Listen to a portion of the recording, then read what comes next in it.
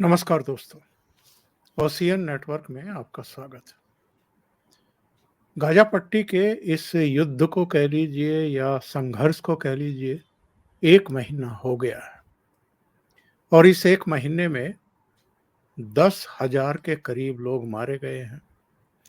अभी भी 244 बंधक हैं हमास के आतंकवादियों के पास और उनको छुड़वाने के प्रयास भी चल रहे हैं, पर्दे के पीछे से भी चल रहे हैं।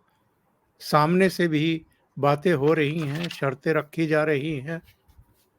बड़ा सवाल ये है, जो इज़राइल की तरफ से लगातार बात कही जा रही है कि हम हमास को नेस्तनाबूद करेंगे।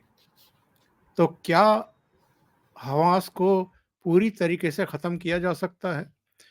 क्योंकि हम ये भी जानते हैं कि करीब डेढ़ दशक या 17 साल पहले हिज़्बुल्लाह के बारे में भी कुछ ऐसा ही दावा किया था इज़राइल ने जब बैरूत पर हमले किए गए थे।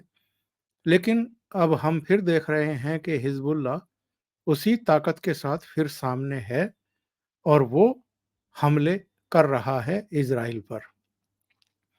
2-3 सवाल हैं, उनके जवाब तलाश करने की कोशिश करेंगे।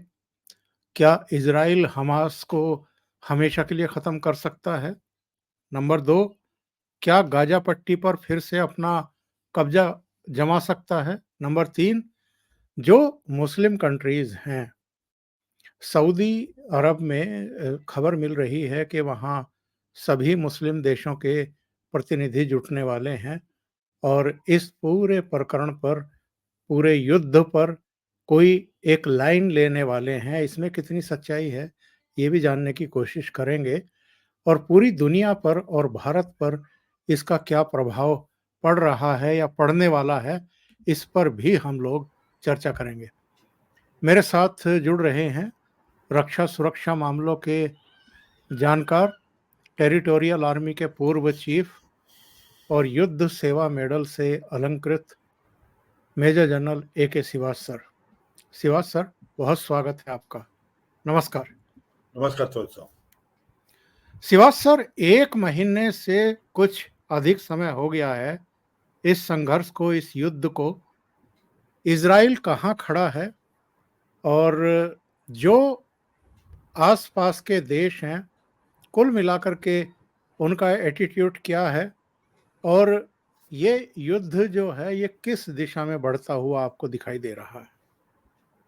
हाँ, बिल्कुल। देखो चौधरी साहब, इसमें कोई शक नहीं, जो 7 अक्टूबर को हमास ने किया था इज़राइल में, एक वो जेनोसाइड था, बहुत बड़ा टेररिस्ट एक्शन था और इसका बदला तो पक्का लेना था इज़राइल ने। और इज़राइल ने अब मन बना लिया था कि हमास को जड़ से निकाल देंगे, क्योंकि उन्होंने सपने में भी नहीं सोचा था कि वो हमास को गाज़ा पट्टी एक प्रकार से रूल कर रहे थे। 2006 में जो इज़राइल था गाज़ा पट्टी से बाहर निकला और वहीं से इसने इतना बड़ा हमला किया। तो ये सच्चाई है कि जब उनके 240 से ज़्यादा हॉस्टेज ले गए और 14 से ज़्यादा लोगों को मारा, औरतों को रेप किया, बच्चों के सर काट दिए, तो वो एक बहुत बड़ा धक्का था इज़राइल के लिए। और इज़राइल के जो प्राइम मिनिस्टर नेतन्याहू, जो लॉन्गेस्ट प्राइम मिनिस्टर हैं और बड़े हार्डकोर माने जाते हैं, तो इन्होंने मन बनाया कि अब की बार हम इज़राइल से जो वार करेंगे हमास के ऊपर, ये बिल्कुल ऐसा करेंगे कि इसको जड़ से निकाला जाए। कहने का मतलब ये है कि इसकी मिलिट्री कैपेबिलिटी को जीरो कर देना है। ये कहें कि भाई आगे दोबारा हो जाएगा, नहीं होगा, वो आगे समय बताएगा, मगर अभी जो उसका मिलिट्री इंफ्रास्ट्रक्चर जो भी है उसको हम बिल्कुल खत्म कर दें, उसको वो लेके चले। और मुझे लगता है कि 1 महीने से ज्यादा हो गया इस चीज को, मगर उन्होंने जो कार्रवाई की है वो अपने रोड मैप जो बनाया था वो उसी की तरीके से चल रहा है। उनके मिलिट्री ऑपरेशन बिल्कुल वैसे चल रहे हैं जैसे प्लानिंग की थी इज़राइल ने। जो पहले उन्होंने क्या किया कि सॉफ्टनिंग अप की और अपने आर्टिलरी, अपने मिसाइल, अपने एयर का इस्तेमाल किया। जो बड़े-बड़े मिलिट्री इंस्टॉलेशन थे, इंफ्रास्ट्रक्चर था इनका, उनको टारगेट किया। मगर ये दुख की बात है कि हमास का कोई भी लेना देना नहीं पैलेस्टाइन कॉज से, और ना वो पैलेस्टाइन के लोगों से कोई ज्यादा मोहब्बत है। उन्होंने अपने जो भी हेडक्वार्टर, अपने लॉजिस्टिक बिल्डअप, अपने इंफ्रास्ट्रक्चर बना रखा था, वहां पर जहां पर या तो स्कूल हो या हॉस्पिटल हो या मॉस्क हो या कोई और इम्पोर्टेंट इंस्टीट्यूशन हो, और उसका वो इस्तेमाल कर रहे थे। ये सच्चाई है कि जैसे जैसे इजराइल ने पहले सॉफ्टनिंग अप किया, फिर ग्राउंड ऑपरेशन किया, और वो धीरे धीरे अब गाजा सिटी को उन्होंने घेर लिया है। उन्होंने ये सोचने के लिए कि जो सिविलियन की कैजुअलिटी बहुत कम हो, इसलिए उन्होंने कहा कि कोलेटरल डैमेज ना हो, कि जो सिविलियंस हैं उनको नॉर्थ गाजा से साउथ गाजा में जाए, उसके लिए उसने ह्यूमैनिटेरियन एक कॉरिडोर भी बनाया। मगर दुख की बात यह है कि ज्यादातर लोगों को हमास ने नहीं जाने दिया, क्योंकि हमास उनको ह्यूमन शील्ड का इस्तेमाल करना चाहता। अभी सुनने में 10,000 के करीब जो पैलेस्टीन के जो लोग हैं वो मारे गए हैं। तो ये सच्चाई है, ये जो मारे गए ये कोलेटरल डैमेज में है। इजराइल ने इनके ऊपर कोई डायरेक्ट वार नहीं किया, मगर हमास ने इनका इस्तेमाल किया है। अब जो हो क्या रहा है कि ग्राउंड ऑपरेशन जो चल रहे हैं वो बिल्कुल सिस्टमेटिक चल रहे हैं। 70% के करीब जो मिलिट्री इंफ्रास्ट्रक्चर है वो गाजा पट्टी के अंदर हमास का खत्म कर दिया। अब टनल के अंदर भी घुस रहे हैं, इजराइल बड़े सिस्टमेटिकली जा रहा है और यकीन कर रहा है कि धीरे धीरे टनल को भी बर्बाद किया जाए, और आने वाले समय में ये पूरा का पूरा जो इंफ्रास्ट्रक्चर है स्पेशली गाजा पट्टी में हमास को, उसको वो बिल्कुल जीरो कर दें, उसको बिल्कुल डिस्ट्रॉय कर दें। जैसा अभी अपने व्यूअर्स को बताना चाहेंगे, ये जो याया सिनवार था जो नंबर 2 है एक प्रकार लीडर हानिया के बाद, हानिया तो कतार में बैठा है, ये गाजा पट्टी में था, इसको भी मार दिया इजराइल ने। तो सच्चाई यह है कि ऐसा लगता है जिस प्रकार से ये लड़ाई प्रोग्रेस कर रही है, समय दूर नहीं है, लगता है कि टाइम तो लगेगा, मगर जिस प्रकार से इजराइल हमास की डिस्ट्रक्शन कर रहा है, ऐसा लगता है कि हमास को जल्दी ही खत्म कर देगा। इसको मद्देनजर रखते हुए अब हमास है वो बार बार मुस्लिम वर्ल्ड का फायदा उठाने की कोशिश कर रहा है। बार बार वो कह रहा है कि एक प्रकार से सीज फायर किया जाए, ह्यूमन पॉज दिया जाए। वो क्योंकि उसको लग रहा है कि अब उसका अंत आ गया है, और वो चाहते हैं कि किसी तरीके से इजराइल पे प्रेशर डाल के ये लिया जाए और हम रिकूप करें, हम आपको वेपन अम्यूनिशन मिले, हम रिकूप करें। मगर इजराइल इस चीज से मानने वाला नहीं है, और मुझे लगता है कि जो लड़ाई अभी चली हुई है वो ज्यादा समय नहीं लगेगा। इजराइल जो है पूरा मिलिट्री इंफ्रास्ट्रक्चर हमास का स्पेशली गाजा पट्टी के अंदर बर्बाद कर देगा। बाकी क्वेश्चन जब आप पूछेंगे फिर बातचीत करेंगे। चौधरी सिवास साहब, आगे बढ़ने से पहले ये जरूर जानना चाहेंगे दर्शक, इस समय इजराइल के साथ कौन कौन खड़ा है और हमास का समर्थन कौन कौन कर रहा है। फलस्तीन को हम माइनस करके चलते हैं, क्योंकि अगर ईरान भी बयानबाजी कर रहा है, हमले की धमकी दे रहा है, तमाम दूसरी तरह की हरकतें कर रहा है, तो अमेरिका ने भी अपने युद्धपोत भी उतार दिए हैं और एक परमाणु पनडुब्बी भी वहाँ पर अमेरिका की पहुँच रही है। इसके अलावा हमें ये भी नहीं भूलना चाहिए कि अमेरिकी विदेश मंत्री लगातार खाड़ी के देशों की यात्राएं कर रहे हैं, और दुनिया के बहुत सारे देश इस समय इजराइल के साथ बहुत मजबूती से खड़े हुए हैं। तो इस समय सिचुएशन क्या है, यानी दोनों के साथ कौन सी ताकतें खड़ी हैं, और इसके मद्देनजर अगर हम इस सिचुएशन को समझना चाहें तो। देखो, सच्चाई यह है कि आज मुस्लिम वर्ल्ड बटा हुआ है, और मुस्लिम वर्ल्ड जो है वो हमास के साथ नहीं खड़ा हुआ। वो पैलेस्टाइन कॉज के साथ तो खड़े हुए हैं, पर उनको पता है कि हमास एक टेररिस्ट ऑर्गेनाइजेशन है, और मुझे लगता नहीं कि उसकी कोई ज्यादा देश उसके साथ है। उसके साथ अगर कोई देश है वो ईरान है, क्योंकि देखो ईरान एक शिया देश है। उसने जो 2 मिलिटेंट ग्रुप पैदा किए हैं, एक हिजबुल्ला, वो भी शिया ग्रुप है, जो लेबनान में हौती ग्रुप वो भी शिया ग्रुप है, वो यमन में, और जो हमास एक सुन्नी ग्रुप है, और जो कि अभी गाजा पट्टी के अंदर है। इनको हथियार देना, इनको ट्रेन करना, ये सारा ईरान ने किया है। ये मगर जो बाकी देश माने जाए, सऊदी अरेबिया, यूएई और बाकी इवन टर्की, ये लोग बोल तो रहे हैं मगर कोई साथ नहीं खड़ा हमास का, इंक्लूडिंग लेबनान। तो ये सच्चाई है कि अब जो सिचुएशन है,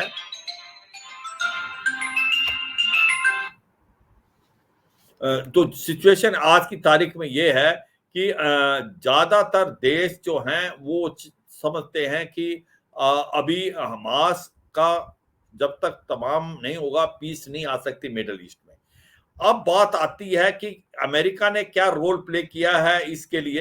देखो अभी जो आपने सही बता रहे, एंथनी ब्लिंकन जो है, जो कि सेक्रेटरी ऑफ स्टेट है, वो उन्होंने बहुत ही एक्सटेंसिवली दौरा किया है वेस्ट एशिया और मिडल ईस्ट का, और हर एक देश को समझाया है, जिससे मुझे लगता है बड़ा फर्क पड़ा है। कोई देश इस पर जम मारने को तैयार नहीं है, इंक्लूडिंग सऊदी, यूएई, ओमान, वो जॉर्डन भी गए, वो पैलेस्टाइन भी गए, और वो और टर्की में भी गए। देखो टर्की की लोग सोचते थे कि वो हो सकता खुल के आए, पर टर्की एक नेटो का देश है, टर्की यूरोपियन यूनियन में भी शामिल होना चाहता है, वो कोई ऐसा काम नहीं करेगा जो अमेरिका के इंटरेस्ट के विरुद्ध। जब बात आती है कि क्या ईरान लड़ाई में आ सकता है, बिल्कुल ईरान कोशिश कर सकता है, मगर इसको नलीफाई करने के लिए अमेरिका ने अपने 2 एयरक्राफ्ट कैरियर ग्रुप, जो कि यूएसएस ईशनहोवर भी है, मेडिटेरेनियन और रेड सी में रखे हुए हैं, 2 न्यूक्लियर पावर सबमरीन भी लगा दिए। एक प्रकार से जकड़ दिया ईरान को कि अगर आप कोशिश ऐसी करेंगे तो फिर आपके साथ बहुत जो एक प्रकार अमेरिका बड़े जोरों से आपके अगेंस्ट आएगा। अब बात आती है कि ओआईसी की मीटिंग है संडे को, जो कि सऊदी अरेबिया में होगी, जिसमें ईरान के जो प्रेसिडेंट हैं अब्बासी, वो भी अटेंड करेंगे। तो क्या इसमें कुछ होने वाला है? क्या क्या क्या वो कोई चीज ऐसी पास करेंगे, कोई स्टेटमेंट? मुझे नहीं लगता कि कोई ऐसी स्टेटमेंट पास करेंगे। ज्यादा से ज्यादा ये मुस्लिम कंट्रीज हैं, ये अपने एम्बेसडर बुला सकते हैं, मगर ये लड़ाई के अंदर कोई डायरेक्ट इन्वॉल्वमेंट नहीं करेगा। इसके अंदर जो डायरेक्ट इन्वॉल्वमेंट वो कर सकता था वो ईरान है, और उसके पर काट दिए हैं अमेरिका ने। जो इब्राहिम रईसी जो प्रेसिडेंट है ईरान के, वो बहुत बोलेंगे, मगर कोई खास मुझे लगता नहीं कोई एक प्रकार से यूनिटी है मुस्लिम वर्ल्ड में। और मुस्लिम वर्ल्ड ये समझ गया है, अगर कोई हमें शांति चाहिए कि इस इलाके में, तो फिर हमास जैसे टेररिस्ट ऑर्गेनाइजेशन की जगह नहीं है। वो पैलेस्टाइन कोज और हमास के साथ उसको मिक्स करना बिल्कुल नहीं। जिस प्रकार से भारत ने भी एक प्रकार लिया कि हमास एक टेररिस्ट ऑर्गेनाइजेशन है, पर हम पैलेस्टाइन के साथ खड़े हैं, हम भी 2 नेशन थ्योरी को मानते हैं। ये अब बात आती है कि इजराइल के साथ कौन खड़ा है। देखो इजराइल के साथ मुझे लगता है पूरा वर्ल्ड खड़ा है। इजराइल ने कोई स्टार्ट नहीं किया ये काम, हमास ने उसके ऊपर टेररिस्ट एक्शन किया 7 अक्टूबर को, और जो इजराइल कर रहा है वो एक प्रकार उसके काउंटर में कर रहा है, क्योंकि उसके 400 से ज्यादा 240 के करीब उसके होस्टेजेस उनके पास हैं। उसके बाद 1400 लोगों को मारा है। जब तक वो हमास को खत्म नहीं करेगा वो नहीं चुप होने वाला। और मुझे लगता है आज पूरा वेस्टर्न वर्ल्ड उनके साथ खड़ा है, भारत जैसे देश साथ खड़े, क्योंकि भारत जो है वो टेररिज्म का खुद विक्टिम रहा है, तो भारत बिल्कुल खड़ा है। तो मुझे लगता है कि इजराइल के साथ बहुत ज्यादा देश खड़े हैं, और जो आपके हमास है उसको बहुत लिमिटेड है। मुस्लिम वर्ल्ड भी डिवाइडेड है, और मुस्लिम वर्ल्ड बिल्कुल नहीं चाहता हमास को। वो पैलेस्टाइन के साथ तो खड़े हैं, हमास के साथ नहीं खड़े। तो मुझे लगता नहीं कि इस मीटिंग में कोई खास कुछ होने वाला है। और सबसे अच्छी बात है जिस प्रकार से अमेरिका ने बड़ा एक्टिव रोल प्ले किया है कि ये लड़ाई रीजनल ना हो, ये लड़ाई रीजनल के साथ साथ कहीं ऐसा ना हो ये आउट ऑफ कंट्रोल हो जाए, वो नहीं हुआ। ये एक अच्छी बात है चौधरी साहब। और श्रीवास साहब, ये जो बीच में बात आई थी कि जो 50 गैर इजरायली यानी विदेशी नागरिक हैं उनको हमास छोड़ देगा, उसमें क्या प्रोग्रेस है और इसके पीछे हमास की क्या रणनीति हो सकती है? देखो सच्चाई ये है चौधरी साहब, हमास ये होस्टेजेस को एक प्रकार से टूल इस्तेमाल करना चाहता है कि भाई किसी तरीके से हम सीज फायर कराएं और किसी प्रकार से पोज कराएं, क्योंकि हमास एक चालाक टेररिस्ट ऑर्गेनाइजेशन है। उसको पता है अब वो बैकफुट पे है और उसका अंत आ गया है। क्योंकि हो क्या रहा है कि जो इसने टनल डिफेंस बना रखी थी उसके अंदर बहुत इंपॉर्टेंट है कि वहां पर आपके बिजली रहे, इलेक्ट्रिसिटी रहे, हवा चाहिए, ऑक्सीजन नहीं है। और जिस प्रकार से पूरा का पूरा गाजा पट्टी को एक तरफ चारों तरफ से घेर के सीज कर दिया इजराइल ने, तो फ्यूअल नहीं जा रहा वहां पर, ना जो खाना पीना जा रहा है उसको भी हमास कंट्रोल करने की कोशिश कर रहा है सिविलियन की बजाय, मगर सच्चाई है फ्यूल नहीं जा रहा, उससे उसके जो टनल में रहना बड़ा मुश्किल हो रहा है। और वो बड़ा अब उसको लग रहा है कि जिस प्रकार से इजराइल चारों तरफ से घेर रहा है उसको, उसका अंत ज्यादा देर नहीं है। और ऐसे में वो होस्टेजेस का इस्तेमाल करना चाहता है टाइम बाय करने के लिए। तो कहीं ना कहीं उसने एक पुख्ता छोड़ा था कि 50 हम के करीब जो फॉरेन हॉस्टेज है उनको छोड़ेंगे। वो बातचीत फिर आगे नहीं बढ़ी, मगर इजराइल ने एक साफ सुथरे शब्दों में कहा हम सीज फायर के बारे में सोच सकते हैं अगर हॉस्टेजेस को छोड़ दिया जाए। अब हॉस्टेजेस को छोड़ना मुझे लगता नहीं कि हमास इतनी जल्दी छोड़ेगा, वो इसका एक प्रकार से लीवरेज रखेगा।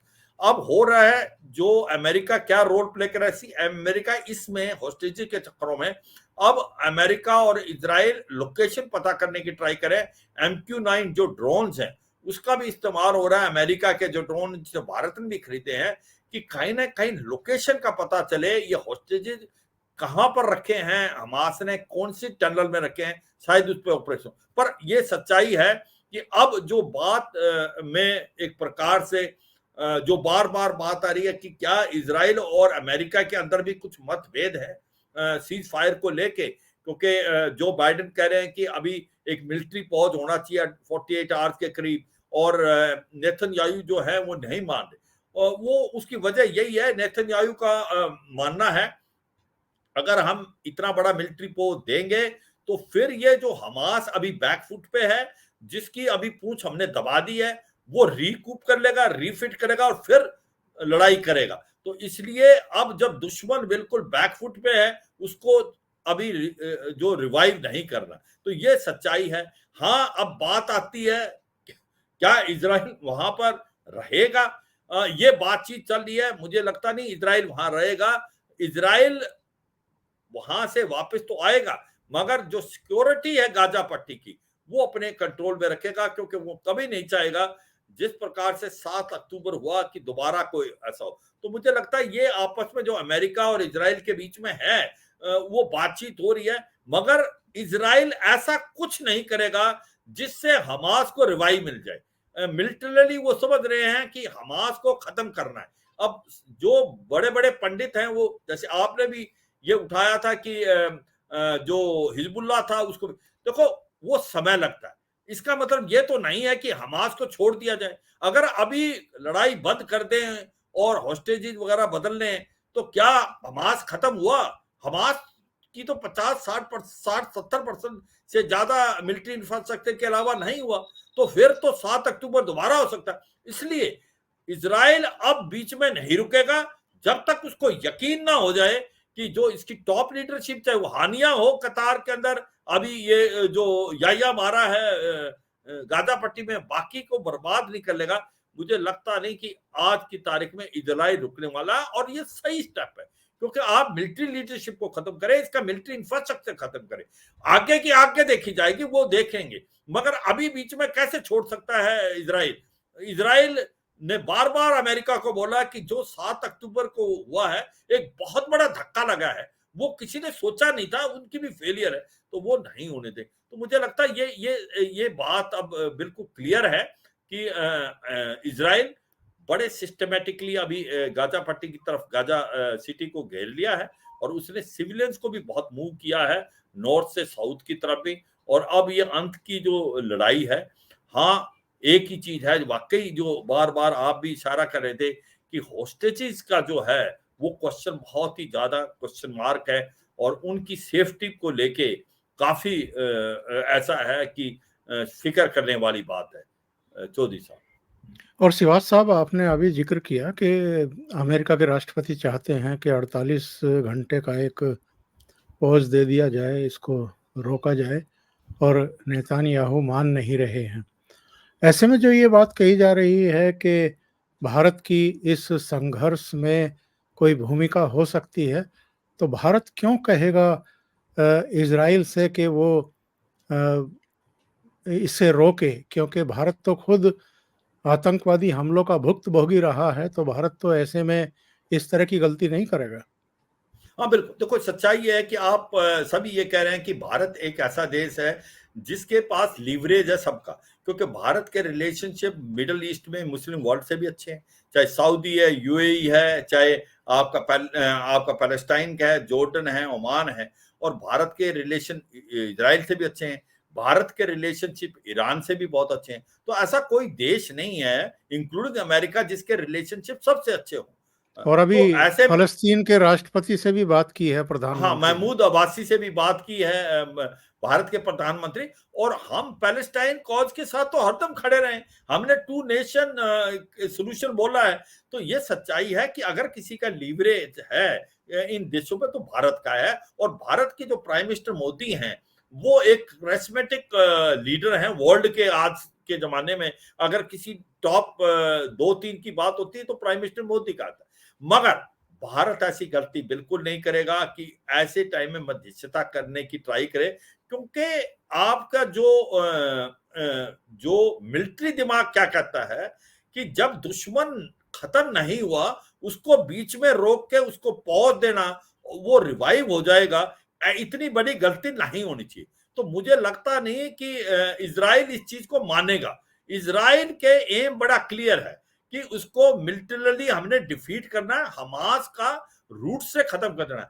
अब मिलिट्री पोज देना, 48 घंटे के लिए सीज फायर करना और ये रिवाइव करना, तो ये बिल्कुल गलत होगा, क्योंकि हमास को रिकूप का टाइम मिल जाएगा, और हमास इसी को प्रेशराइज करने की कोशिश कर रहा है अमेरिका को। और दूसरा तो इसलिए मुझे लगता नहीं कि भारत ऐसी कोई गलती करेगा।